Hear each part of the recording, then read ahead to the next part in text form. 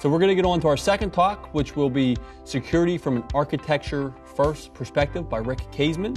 And Rick's going to talk from about 2:15 to 3 o'clock. Rick Kaseman is a professor at the University of Hawaii and a principal researcher at the SCI. His primary research interests are software architecture, design and analysis tools, software visualization, and software engineering economics. He also has interests in human-computer interaction and information retrieval. Kaseman has created several highly influential methods and tools for architecture analysis, including the Software Architecture Analysis Method, the ATAM, or the Architecture Trade-off Analysis Method, the Cost-Benefit Analysis Method, and the Dolly Architecture Reverse Engineering Tool. And he's also the author of over 150 peer-reviewed papers and co-authored several books. Welcome, all the way from Hawaii. Rick, all yours. Thank you. Thanks, Shane. So in this talk, I'll be reviewing some of my recent research on architectural approaches to security. And this is something that I've become more and more interested in over the last couple of years. And I'll be picking up on several of the threads that Linda introduced. One is accelerating capability. What can we do to not only include security in our systems, to architect for security, but to do so in an efficient way? The whole notion of assurance, as Linda mentioned, assurance is not limited to security assurance, but clearly security is one of the major assurance concerns that most people have in today's network world. And also, evidence is a technical challenge. Frequently, as software architects, we're searching for evidence for how to guide our decisions. And so hopefully I'll present a little bit of evidence that will stimulate some thinking towards how you might address security from an architectural perspective. And I should just say before moving on that this is joint work with Professor Jungwoo Ryo at Penn State University and Professor Humberto Cervantes at the UAM, I'm not going to attempt to pronounce it, in Mexico City. So security is complex, and it's a multidimensional problem. There are aspects of security that touch operations and training and policies and process and procedures. But from a software engineering perspective, we are primarily interested in coding and design. And unfortunately, from my perspective, most of the research effort and most of the effort in practice in security has thus far gone into secure coding. And my contention is that secure coding is not enough. Yes, we need secure coding. We absolutely need secure coding. We cannot live without it. But it in itself is not the entirety of the solution. My contention is that secure coding alone will not get you where you need to go when you think about those multiple challenges like assurance and accelerating capability. And there's a couple reasons why this is the case.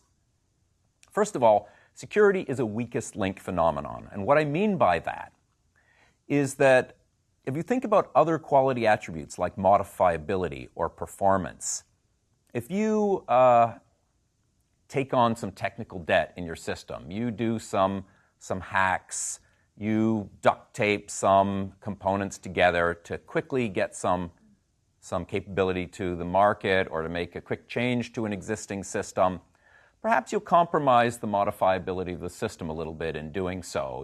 Perhaps you'll undermine some of the modular structure of the system. And in doing so, that system will become a little less modifiable, and you'll have incurred a little bit of technical debt. Or if you maybe made some changes to an algorithm or data structure or scaled the system a little bit, you might compromise the performance of the system a little bit. And yes, these are important. Technical debt is like rust. It never stops. It keeps on growing. But security is different. If you introduce a vulnerability into your system isn't a little bit more insecure. Your system is insecure. It's binary. And so we need to address security flaws much more urgently than modifiability or performance flaws. It's all or nothing.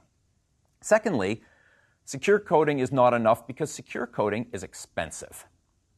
And again, it's not that we can do without it, but that should not be our only approach. As software engineers, as software architects, we have to be cognizant of cost as one of the drivers in system development. So we advocate, not surprisingly, given you're listening to this webinar, an architectural approach to software security. And specifically, what I mean by that is that we advocate the use of security frameworks.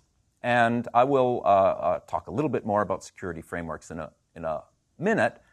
But essentially, a framework is any encapsulation of a set of functionality, a reusable set of functionality that you're going to use over and over throughout your system. This could be your own framework. It could be something that you build and you design, or that you build and use for a small set of systems within your company. It could be a commercial framework or an open source framework.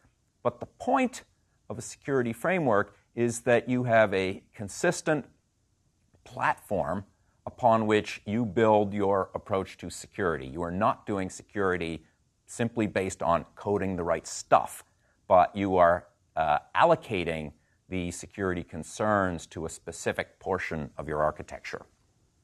So this is a proposal. This is an advocacy statement. So what's the evidence for this advocacy? I would have to say, until now, nothing. This is an opinion, but I hope to present some evidence for this opinion. Okay, so we're going to launch the first polling question, one of two that will take place during Rick's presentation, and that is, do you take an architectural approach to security? So take about 10 or 15 seconds to vote, and Rick, you can move on, and we'll log in the results in about a minute or so. Great, thank you. So to address this question, to provide some evidence for the advocacy, I'm now going to present 3 case studies. So empirical evidence is hard to come by in software engineering, and in part because it's very difficult to isolate the many, many factors that can vary from project to project and domain to domain. So a case study approach is one that allows us to probe the details of a software project and focus on what we think are the salient details and try to understand the relationship between the decisions that have been made and the consequences or the outcomes. So in this study, we're going to look at the effects of using a security framework on both system quality, specifically on security, but also on development efficiency, on how much effort we spend on that security, on achieving a particular level of security. So let me take a step backward before we delve into the details of the study and talk about what it means to take an architectural approach to security. And there are 3 foundational design concepts that I will briefly introduce, and if you're familiar with the SEI's body of work on software architecture, none of these will be a surprise to you. And these are tactics, patterns, and frameworks. These concepts apply to any quality attribute. In the book Software Architecture in Practice, we have a chapter on each of 7 quality attributes: performance, availability, security, modifiability, interoperability, and so forth. But here, of course, we're going to focus on these 3 concepts as they apply to security. So for those of you that are not familiar with this concept, an architectural tactic is a design primitive. It is a fundamental design choice that an architect makes and a design technique that an architect employs to achieve some quality attribute in a system. So, lest you think these only apply to security, let me give a quick example from availability. If I want to architect a system for high availability, I'm going to have to make some design choices. I'm going to have to decide, how am I going to detect a fault? Once I've detected a fault, how am I going to react to that fault? How am I going to recover from that fault, and perhaps I may also have some desire to avoid or mask faults entirely. So the good news is that for me as a software architect, I don't have to start from the blank page to achieve those desired quality attributes. To detect a fault, there's a set of tactics that I can employ. So I could use ping echo, I could use heartbeat, I could use a system monitor, I could use exception detection, and so forth. So as an architect, I will choose one or more of those strategies, and I will design to those, I will realize those strategies. The tactics that we'll be talking about today are all available, all documented in Software Architecture and Practice. So let's take a quick look at the tactics for security. So here you can see that the security tactics are divided into 4 categories. So we need to think about what it means to take an architectural approach to security. We need a way to detect an attack. How do we know that we're under attack right now? Given that we believe we are being attacked, can we resist attacks? What are the architectural strategies we can take to resist attacks? If we are unsuccessful in resisting attack, we need to be able to react to those attacks. And finally, if all of that fails, our system has been compromised, we've had resources compromised, we've lost data, whatever, we need to be able to recover from the attacks, respond to them, and maybe even find the bad guys who did it. So as an architect, again, there are choices that I can make, architectural decisions that I can make to achieve each of those security goals. And each of those is an architectural strategy. So the tactics give us a really useful vocabulary for design. They give us essentially a checklist for design, and we've seen in design exercise and classes that we've taught for many years in architectural design that these are really useful resources for architects, giving them a checklist, giving them a set of things that are the primitives of design is really useful as a starting point. But they're only a starting point. You still have to realize an architectural tactic in code, and this involves a lot of interpretation. So one of the ways that we do this is by realizing an architectural tactic via a security pattern. In general, we realize tactics via patterns. And patterns are quite common these days. There are lots of books published on patterns and websites devoted to patterns. There are quality attribute communities devoted to documenting patterns in security, availability, performance, and so forth. And patterns help us to structure a design. So when you choose a security pattern, you are given a description of the pattern, what it's for, the various forces that are at work, the trade-offs involved, and you are typically given a design fragment, a UML diagram showing you the pieces of that design and how they interact with each other. And this is good. This is a big help to have this reusable design expertise. But patterns are notoriously difficult to correctly implement. So a couple of years ago, I did another empirical study on the implementation of design patterns. And so we gave our subjects documented design patterns. They were taught about the patterns. They were taught how to use them. And then we let them implement them, and we studied their implementations. And we found that about 70% of the implementations actually violated the design pattern, and violated them in ways that undermined the intent of the design pattern. The students got the systems to work, but they were introducing technical debt.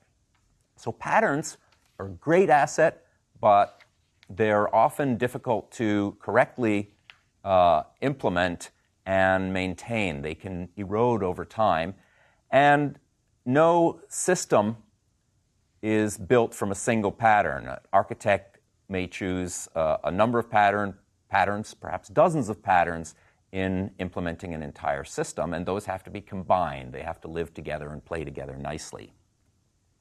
So one of the ways that we can deal with this complexity is by using a framework, because frameworks implement tactics and patterns.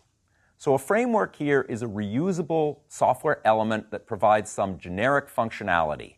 And this generic functionality addresses a recurring set of concerns, and these concerns recur across many applications. And as I said, you could build your own framework for security or for any other quality attribute, but there are lots of commercial and open source security frameworks out there in the world, and there's just a few examples on the right-hand side of your screen right now. These frameworks exist for many programming languages and integrate with many different technology stacks, but nothing is free in software engineering. Everything's about trade-offs. So frameworks will often increase productivity in the long run, but they have a steep learning curve. You have to understand the concepts of the framework and how they work and how you can integrate them. And there's a lock-in. Once you have committed to a framework, the cost of switching can be quite expensive. And so you have to be very careful when choosing a security framework or any framework. Okay, so we'll launch our third and final polling question today. And as we're doing that, Rick, we'll review the results from the first polling question as well.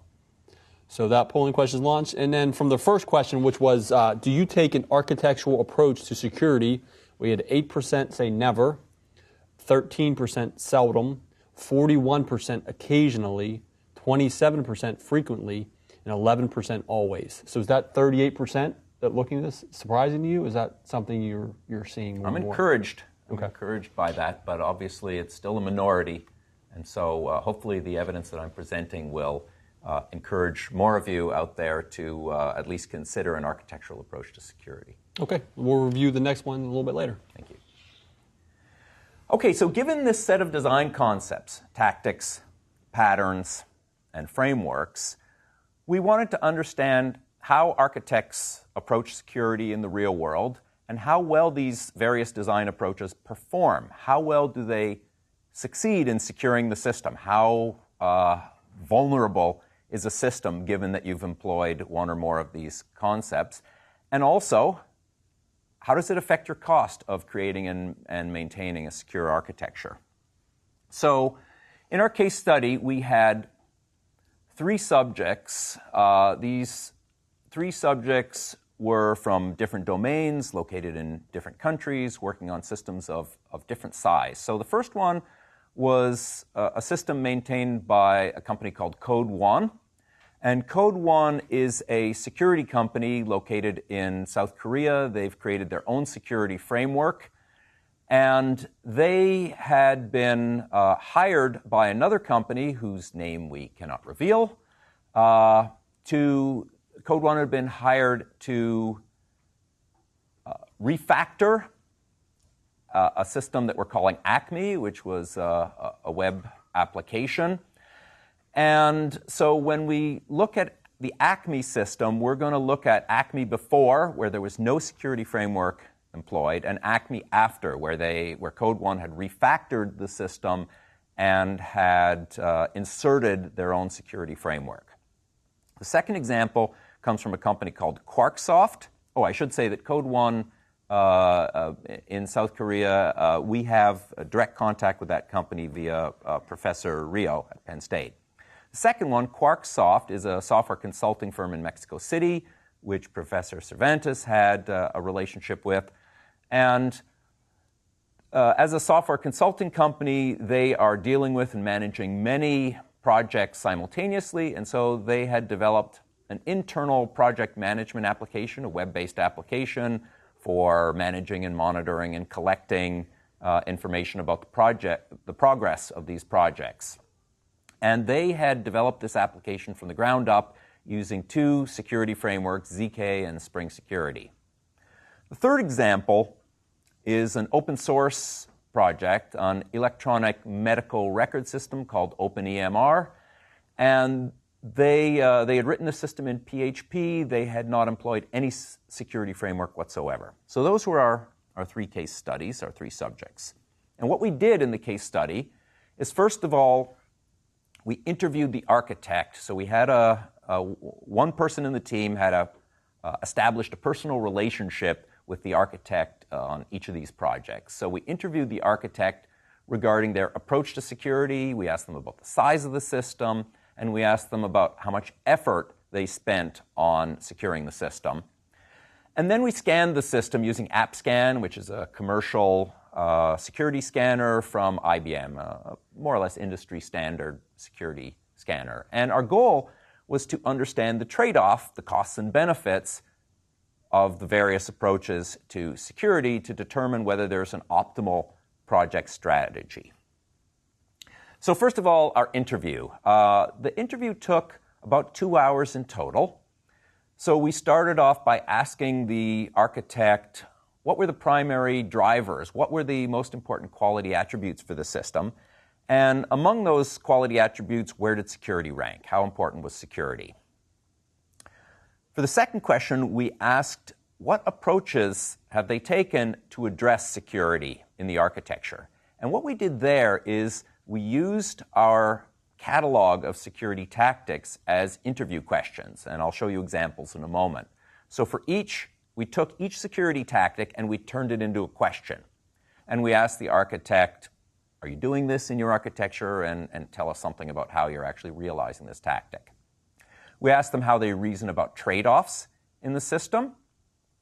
And we were also interested to understand how they know that their programmers conform to the architectural approaches to security that they've taken. So as an architect, you can design a beautiful system with layering and with patterns and so forth.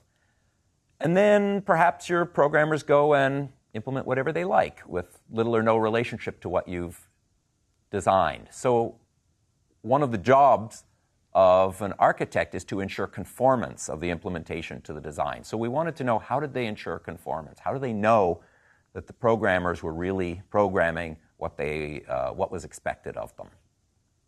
Then we asked them to estimate what percentage of total project effort goes into security, and if there was a case, as there was with Acme, of a before and after state, a with and without a framework state, we wanted to know an estimate for each of those cases. So how much effort went in with the framework, how much effort went in when they didn't use the framework. And finally, we had an open question portion.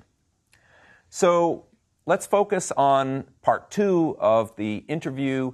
This is where we asked about the tactics. So, for example, one tactic is detect intrusion. So we wanted to know, does the system support detecting an intrusion? So to do this, for example, you might have patterns of network traffic or patterns of service requests within a system that you store in a database, both normal usage patterns and patterns of malicious usage. And the system then compares the actual traffic with those patterns to determine if we're under attack. Similarly, to detect whether you are under a denial of service attack, you would store patterns of network traffic coming into a system and compare this to the actual patterns to determine whether there's a denial of service attack going on. We asked them whether they verify message integrity. So does the system have some way, perhaps using checksums or hash values, to verify that a message that is being received by the system hasn't been tampered with? Do they detect message delay? So this is a way of determining whether you are subject to a man-in-the-middle attack, because that man-in-the-middle has to introduce some latency in the message delivery time. Do you have a way of limiting exposure? So if your system is compromised, if somebody manages to break into the system, can you limit the amount of damage they can cause? Can you limit the amount of data that they can steal? So the idea is, don't put all your eggs into one basket. So, as I said, for each of these tactics, we asked them, are you doing this? And if so, how are you doing this? And here's some examples of the kinds of responses that we got from the architects. So for detect intrusion, the architect said, well, this is primarily enforced through the use of hardware firewalls, and Spring Security guarantees that a session comes from a single place. For detecting service denial, this is covered by the ZK framework and the use of a hardware firewall. For identifying and authenticating actors, this is covered by Spring Security, as well in part by ZK. We asked about limiting exposure, and in this case the architect said, well, we don't really do that.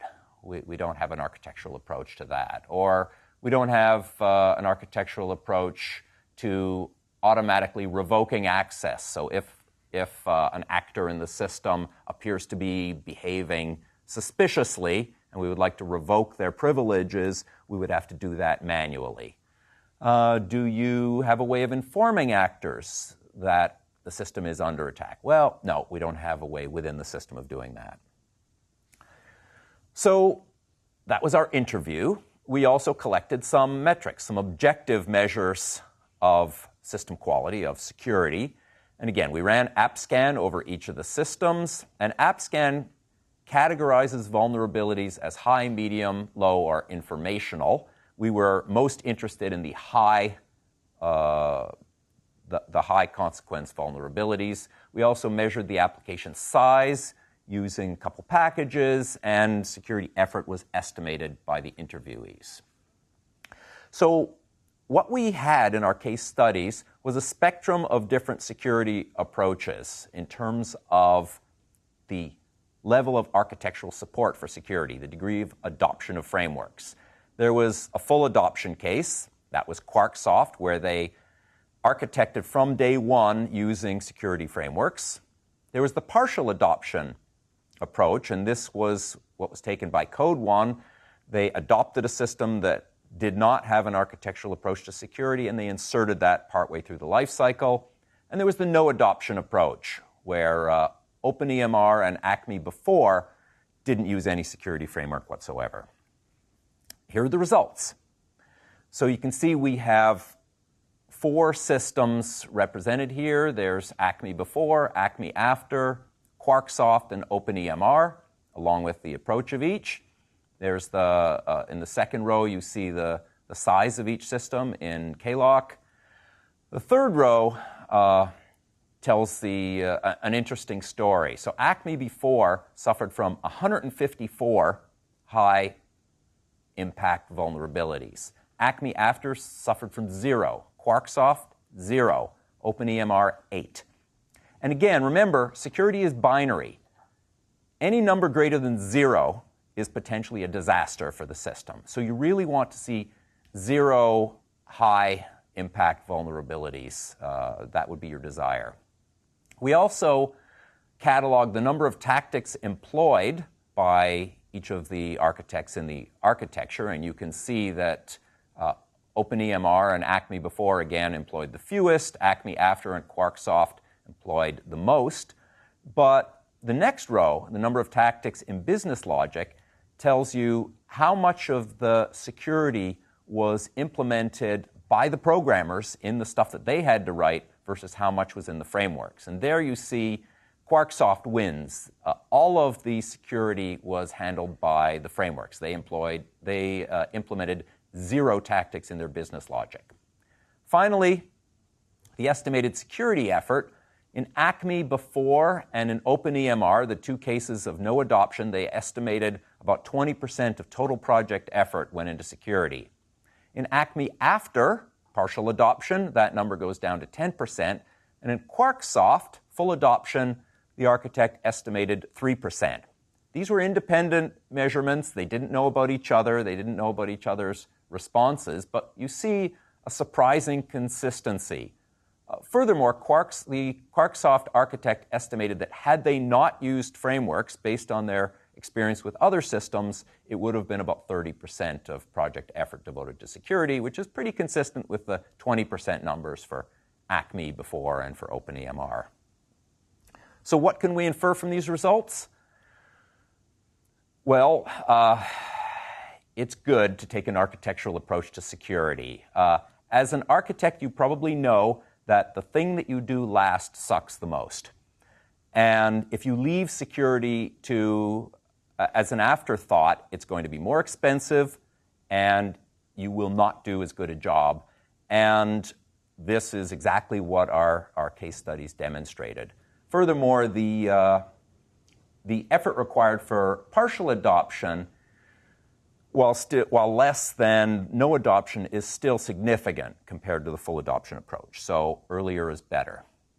So we recommend the use of an architectural approach to security as manifested by security frameworks from the early phases of the system. We recommend the full adoption approach, and this should not be a big surprise to anyone. Partial adoption is suboptimal, but very common. Most developers and most architects worry about functionality first and security and other quality attributes later. That is suboptimal, but that is in fact the state of the practice, and that's probably why our polling results showed only 38% adopt frameworks frequently, or I should say take an architectural approach to security frequently. So to conclude, why is it best to address security via frameworks? Well, first of all, application developers are typically experts in their domain. They understand their domain, but they're typically not security experts. And even if developers are experienced in security, they should not write their own security controls. Just the same way, for the same reason we have separate quality assurance groups, we have separate testers. You shouldn't be writing your own security controls. Using a framework increases the likelihood that security controls will be applied consistently. Having all of the security code in one place means it can be more intensively tested. Reusing a framework across many projects decreases the likelihood that there are undiscovered bugs in the framework itself. And this allows the developers to focus on what they do best and what adds the most value to their project, which is application logic. So just final comment, we're currently pursuing additional case studies where we interview the architect and do an app scan analysis. We have one that will be happening quite shortly with a much larger system, but if anyone out there is interested, we can talk about it. So now I'm happy to take questions. Rick, again, thank you. Excellent talk. Just to circle back on that last polling question, which was how often have you employed frameworks as a major aspect of systems development? Again, it was about 60% that have not, or occasionally have not done that. So similar results to that question. Before we dive into our Q&A, I'm going to just put a quick plug in for our Saturn Conference, which will take place April 27th through 30th, and it's going to be in Baltimore, Maryland this year. Saturn stands for the SCI Architecture Technology User Network. It was something started by Linda. This is the 11th one, has grown into one of the largest software architecture conferences in North America. There's a great program that's available now on the SCI website, or if you just Google Saturn 2015 or go to the SCI homepage, you'll see a story on registration being open. And by registering for today's webinar, you'll all get an invite with a discount code to attend Saturn 2015. So let's get on to the questions. First one from Linda during her talk. Chris had a talk about, you mentioned a keynote talk from Saturn 2010. Mm-hmm. Was it Jim Highsmith? They want to know the last name. Highsmith, Highsmith. And those slides are on our website. And it was a great talk. Okay, one from Prasanth asking, if one is using domain-driven design, mm-hmm. will that help develop a coherent architecture without a lot of busy work? Our perspective is that architecture is driven by the quality attributes, not by the domain functionality. So while it is important to analyze your domain and you need to have a coherent view of your domain requirements, you will not get a coherent architecture solely by focusing on the domain. You in fact must focus on the quality attributes because those are what drive the architecture.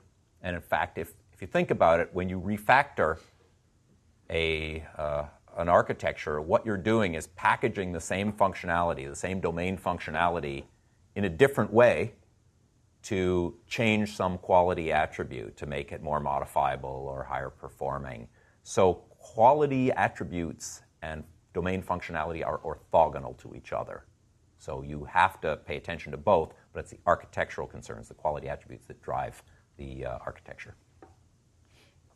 Okay, from Dawn asking, to what extent does the acceptance of technical debt run counter to meeting each of the 4 technical challenges introduced by Linda? Or does technical debt, in fact, comprise a 5th technical challenge? No, I think that technical debt is very much associated with accelerated capability.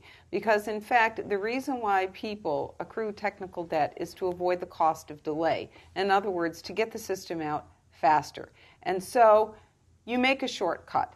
You do a clone and own. You take some code you've used before and you use it again, knowing that that will make a part of your system brittle and will make it more resistant to change later on. But in many situations, you can't afford the delay. And so it's all about accelerated capability. So I think it's part and parcel of our move to get things out the door faster, to accelerate, to take incremental approaches, and we make some decisions. And, you know, there are some companies that would go out of business if they didn't accrue technical debt because they have to get the product out at a certain time. And they'll take the hit for architectural decisions that aren't perfect. But the point about technical debt is realizing that you've made that compromise, and if that system is going to have a longer life than that release, then over time you're going to pay. And so you really need to manage and to take not unnecessary technical debt. Sometimes people get excited about the metaphor and use it as a blanket excuse for doing lots of shortcuts. And that's not what it's meant to do. It's meant to make visible that we, in life, in software development, will make some shortcuts because that's life. And it's all about accelerated capability. One thing, if I could add, Shane, I concluded my talk, but I didn't address the last couple of slides. And one gave thanks and acknowledgement to all the many people of the SEI who have worked on the architecture agenda, and their names are there, and there's a figure that shows that I stand on the shoulders of giants, and literally I do. Rick being one of many at the SEI who've worked on all these techniques. So in particular, in technical debt, Ipek Azkaya and Rod Nord are the experts, and there are a lot of publications out there that you can find a lot of this information. The second slide that I didn't talk about has the URLs for lots of the work that I gave an overview of. So if you want to find out more about technical debt or to get the hard choices game, you can go there and get that information, find it right on our website. And before we go to Rick, just a reminder, those slides are available now in the Files tab on the console, so be sure to walk away with those materials. And also a reminder to fill out the survey before exiting today's event. So Rick, you wanted to chime in as well? Yeah, just to add on to what Linda said, there is conscious technical debt that you choose to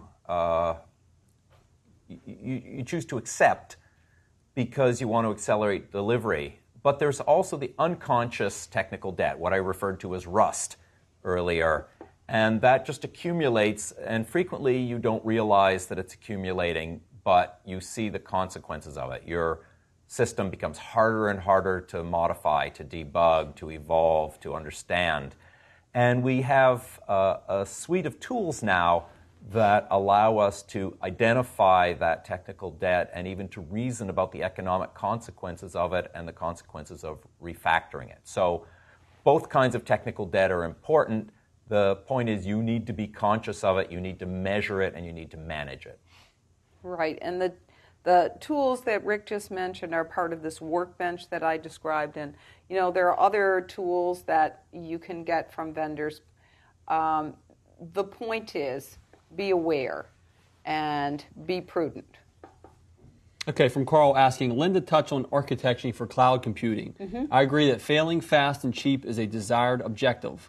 Can she share more thoughts regarding software architecture to enable resiliency? I understand web services, service-oriented, is key and interested in any additional thoughts. Right. Well, it's a web services approach. But my point is, really, the primary architectural precepts don't change here. People always think that they're getting something free. So I'm going to use the cloud so I get this SLA and automatically I get free performance, free security. Life is good. There's very little in life that's free. And certainly not in cloud computing. Certainly not in a lot of the frameworks you're bringing on and a lot of the tech stacks you embrace. We develop software in a very different way than we used to. Almost nobody I know starts with a blank sheet of paper and does development and design the way we used to. We shop.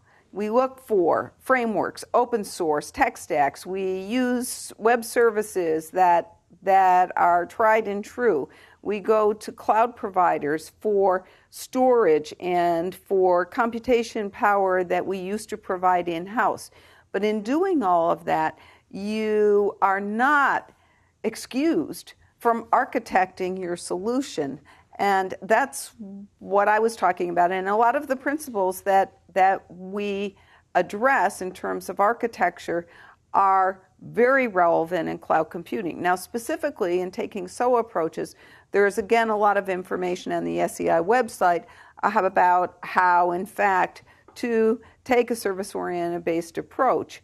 But you see lots of organizations who are building up their IT solutions, who are building their enterprise systems, and what we see more than ever is people who want to modernize their IT systems, who want to move from a non-cloud situation to a cloud situation, people who want to take some legacy systems and somehow give them a facelift. And in doing so, you have to look at the architecture of those systems before you suddenly give up a lot of what you had done in-house before to the cloud. So. Okay, from Richard, this is one for Rick here. I am a SharePoint architect in considering security. SharePoint forces you to consider access, permission, security to the farm, and how that is accomplished. So how do we or should we enhance that thinking? And these questions come in, they may be coming before your talk, so maybe recap your talk or what your thoughts on that. Yeah. So I can't speak to the specifics of SharePoint because I'm not familiar with its security architecture. But anytime you're employing a major component in your system, you have to evaluate the degree to which that component provides those security dimensions to you. So SharePoint provides, let's say, authentication and authorization, but it doesn't provide intrusion detection. I'm making this up, but I think that's probably plausible. So as an architect, you could use the list of security tactics as a checklist, a design checklist, determine which security aspects are missing from the component like SharePoint that you are adopting, and then figure out how to plug the gaps. Because if you don't plug the gaps, the attackers will find them, right? That's an assumption you have to make in designing for security is if there is a gap, a bad person out there will exploit it. So the tactics used as a checklist gives you at least a starting point for reasoning about where the gaps are, and then you can think about what other tools or frameworks you might employ to address those shortcomings. Okay, there's a couple questions we're not going to get to because we're down to about a minute. So I would invite you all to join the Saturn LinkedIn group. Post your questions there. We can try to keep this, continue the conversation there. So if you just go to LinkedIn and type in, look for groups and check for Saturn, you can post your question there. So we'll end it with a quick one for Rick. Is there a list of available security frameworks and their respective features and qualities that we can reference? Is there a list? I'm not aware of a publicly available list, but feel free to send me an email and I can send you a list of the frameworks that I'm familiar with, and we've now built up a pretty big list of those. But I don't know of any public resource at the moment for that. Okay. Folks, it's 3 o'clock. That's all the time we have for today. Linda, Rick, thank you very much for your excellent presentations. We thank you again for attending today's event. And just a reminder, our next webinar will be on January 27th. And the topic will be Advancing Cyber Intelligent Practices through the SEI's Consortium by Jay McAllister and Melissa Kassan Ludwig. We hope to see you there. Thanks, everyone.